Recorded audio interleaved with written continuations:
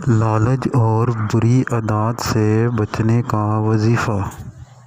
اعوذ باللہ من الشیطان الرجیم، بسم اللہ الرحمن الرحیم۔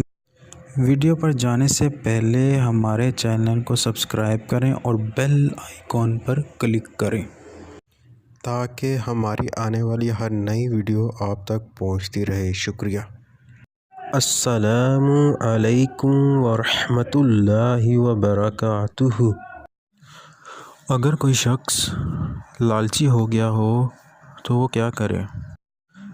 جو شخص حد سے زیادہ لالچی ہو گیا ہو اور اپنی اس بری حرکت سے باز نہ آتا ہو اور لالچ ایک مصیبت بن جائے تو وہ شخص صبح کی نماز کے بعد سر پر ہاتھ رکھ کر اس اسم مبارک کو پڑھے، انشاءاللہ لالچ سے پھر جائے گا۔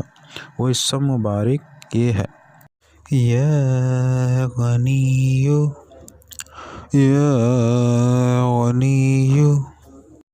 قرآن اور حدیث کی روشنی میں ہر قسم کی بیماری کا علاج کیا جاتا ہے اور زندگی کی تمام پریشانیوں اور الجھنوں کا حل کیا جاتا ہے، لیکن یقین آپ کا، اس لیے ہماری ویڈیو کو دیکھتے رہیں۔ شکریہ۔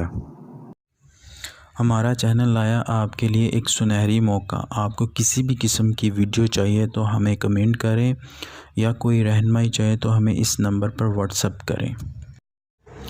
ہماری ویڈیو کو لائک کریں، کمنٹس کریں اور شیئر کریں اور ہمارا چینل سبسکرائب کرنا نہ بھولیے۔ شکریہ۔